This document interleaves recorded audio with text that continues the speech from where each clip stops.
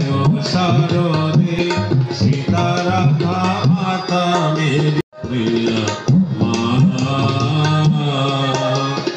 जुगदेव वंदिता सुरनर सेविका जुगदेव वंदिता सुरनर सेविका नमो नारायणी मा नमो नारायणी मा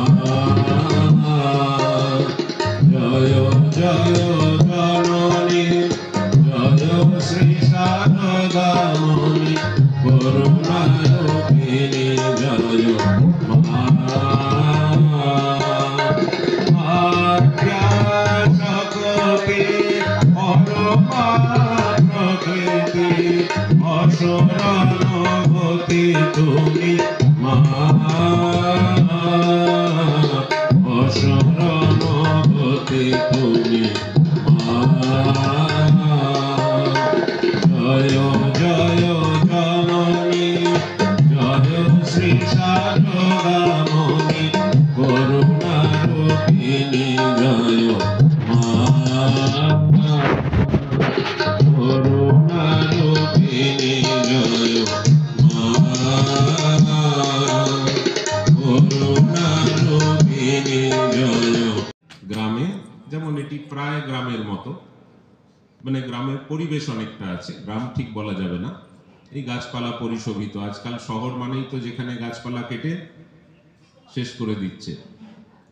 তো ধরা যাক একটি অজপাড়া গাঁ, সেখানে আগেকালের দিনে যেমন হতো ভাগবত সপ্তাহ, 7 দিন ধরে ভাগবত পাঠ হতো।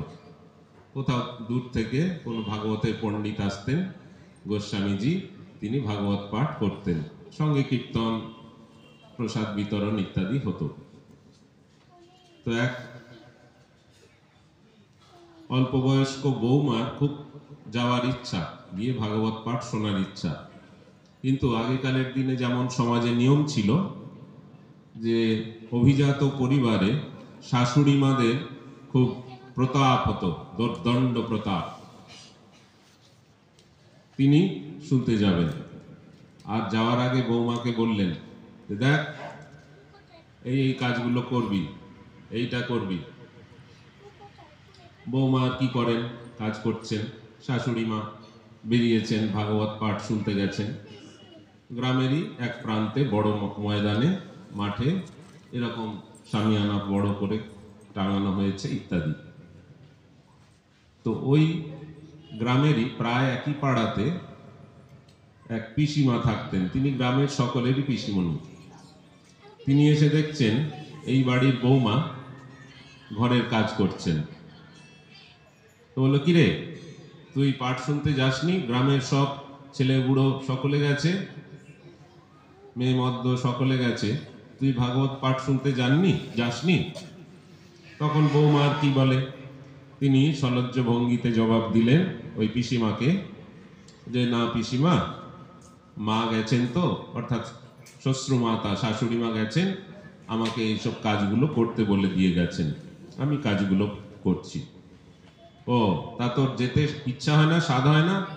হ্যাঁ পিসিমা, স্বাদ তো খুবই হয়, কবে থেকে ভেবেছি এবার এই গোস্বামীজি এলে ভাগবত পাঠ শুনতে যাব। কিন্তু আচ্ছা বুঝেছি, ঠিক আছে, তোর শাশুড়িকে আমি বলবো। এরপরে শাশুড়ি মা তো খুব আনন্দিত হয়ে সন্ধ্যার অনেক পরে ফিরেছেন। ফিরে এসেই দেখছেন, আচ্ছা বৌমাকে যে যে কাজ দিয়েছিলেন সেগুলো হয়েছে কিনা, এখানে কাপড় কাচা, সেগুলো মেলে দেওয়া, শুকনো করা, সব হয়েছে কিনা, এখানে বড়ি দিতে বলেছিলেন সেগুলো হয়েছে কিনা, এখানে ধান, এইসব যেমন আগেকালের দিনে হতো ইত্যাদি ইত্যাদি। পরদিন সকালবেলাতে ওই পিসিমা এসে উপস্থিত।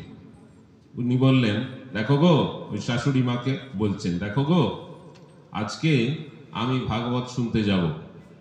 ও বাহ বাহ, ঠিক আছে, খুব ভালো হয়েছে দিদি, আমি কাল গেছিলাম, অপূর্ব সুন্দর ব্যাখ্যা শুনে এলাম। এরপরেই যেই বলেছেন সুন্দর, সঙ্গে সঙ্গে পিসিমা বলছেন, তা আজকে আমি কিন্তু একা যাবনি, আজকে ওই বৌমাকে সঙ্গে নিয়ে যাব।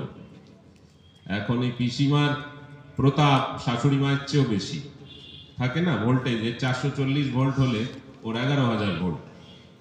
তো এই পিসিমার ওপরে শাশুড়ি মার কিছু বলতে পারলেন না। পিসিমা বলে দিয়ে গেলেন বৌমাকে যে তুই তৈরি থাকবি, আমি এসে তোকে নিয়ে যাব। তা বেশ, বৌমা শুনে টুনে এসেছেন, খুব আনন্দিত। ওর পিসিমা নিয়ে গেছেন, আবার ফেরত দিয়ে গেছেন।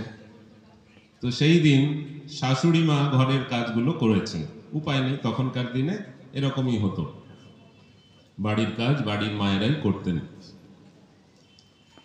তিনি সব বড়ি দিয়েছেন, ধান শুকনো করেছেন, কাপড় এটা সেটা সব রকম করেছেন। আবার পরের দিন শাশুড়ি মা আবার গেছেন, বৌমা আবার ঘরে আছেন। তো ফিরে আসতে আবার জিজ্ঞেস করছেন বৌমাকে, কিরে সব কাজ হয়েছে তো? তো বৌমা খুব আনন্দে ডগমগ হয়ে বলছেন, হ্যাঁ মা, সব হয়ে গেছে। শাশুড়ি মায়ের একটু খটকা লেগেছে, কই চল তো দেখি। তা বড়িগুলো কোথায় গেল? বলে, মা ওসব তো ভগবতী খেয়ে গেছেন। মানে ভগবতী মানে? না, এই যে কালকে এই ঠাকুর মশাই ভাগবত পাঠের সময় বলেছিলেন যে গোমাতা, এখন প্রসঙ্গ আসে তো, এক এক প্রসঙ্গ দীর্ঘক্ষণ ধরে চলে। সেই দিন গোমাতা, তার প্রসঙ্গ গরু সম্বন্ধে ব্যাখ্যা করেছেন ভাগবতের পণ্ডিত, যে গরুকে কিরম শ্রদ্ধা করতে হয় ইত্যাদি। সেইটা বৌমার খুব পছন্দ হয়েছে, তাদের বাড়িতে গরু আছে, বা গ্রামে সকলের বাড়িতেই প্রায় আছে। তো সেটি বলছেন যে কালকে ওই ঠাকুরমশাই বললেন গরু হলেন ভগবতী, গোমাতা ভগবতী, তার দুই চক্ষু, তার মধ্যে এই দেবদেবীর বাস, তার মস্তকে অমুক দেবতার বাস, তার শরীরে লেজ, সব জায়গায় লক্ষ লক্ষ কোটি কোটি দেবদেবীর বাস, এবং গরুকে সব সময় সেবা করতে হবে। তো সেই গোমাতা এসে ওই বড়িগুলো খেয়ে গেছেন। আর বৌমা বলছে, হ্যাঁ হ্যাঁ নে মা, খা খা। আগের দিন তো পণ্ডিত ব্যাখ্যা করেছেন। এইভাবে যেখানে যা দেখছে ধান, সে ওই রকম খেয়ে চলে গেছে। এখানে আরো অন্যান্য কিছু ছিল, খেয়ে গেছে। তো বলে, ওরে, বলে একটা খারাপ কথা বলছেন শাশুড়ি মা, তুই একদিন ভাগবত পাঠ শুনেই এই অবস্থা, আমার তো বাড়ি ঘর এবার লাটে উঠলো। দেখ, যেখানকার কথা সেখানে রেখে আসতে হয়। ভাগবত শুনবি, ওখানেই ওই কথাগুলো রেখে দিয়ে আসবি, বাড়িতে আনবি না। বাড়িতে এনে এই অবস্থা, ওই ভগবতী গোমাতা সব বড়ি খেয়ে গেছে, অমুকে ধান খেয়ে গেছে, এই অবস্থা। তো যেটি প্রশান্তদা বলছিলেন যে এখানকার কথা বাড়িতে নিয়ে যাওয়া, ভুলেও কাজটি করবেন না, খবরদার। এখানকার কথা এখানেই ফেলে রেখে চলে যাবেন, বাড়িতে গিয়ে যেমন চলছে তেমন চলবেন, তাই কি না? কি সুন্দর সুখে আমরা কাম কাঞ্চনের মধ্যে, ভোগের মধ্যে আকণ্ঠ ডুবে রয়েছি, কত আরাম, তাই না? ভগবানের কাছে যাওয়া মানেই তো অনেক কিছু ছাড়তে হয়, ত্যাগ করতে হয়। ঠাকুর শ্রীরামকৃষ্ণ দেব বললেন, মানব জীবনের উদ্দেশ্য ঈশ্বর লাভ।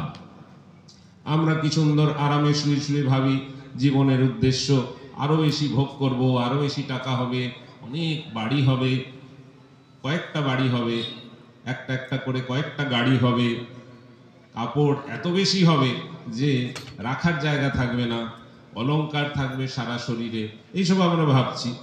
হঠাৎ কোত্থেকে এসে রামকৃষ্ণদেব বলে গেলেন ঈশ্বর লাভ উদ্দেশ্য। তা হয় নাকি? সুতরাং এই এখানকার কথা শুনবেন, এই পর্যন্ত, বেশি মন দিয়ে শোনারও দরকার নেই, ওই ফোনটা এরম এরম করলেই হবে, তাই কি না? বয়স্ক মানুষরাও করবেন। আবার হাতে কারো কারোর খবরের কাগজ, আশ্রমে এসে খবরের কাগজ পড়াটাই তো উদ্দেশ্য, তাই কি না? সেই জন্য আশ্রমে আসার উদ্দেশ্য হলো এন্টারটেইনমেন্ট, খাবো দাবো, সোশ্যাল গ্যাদারিং, গল্প করব। কি দিদি ভালো আছেন তো? আচ্ছা দাদা, আপনার পেনশনটা হয়েছে নাকি? কিছু ইনক্রিমেন্ট পেয়েছেন? এগুলোই আশ্রমে করার জায়গা, তাই কি না? বাইরে তো দেখা সাক্ষাৎ বেশি হয় না। আশ্রমে এসে এইসবই করা। শ্রীরামকৃষ্ণদেবের পাল্লায় পড়লে কিন্তু জীবন শেষ, অনেক কিছু ছাড়তে হবে।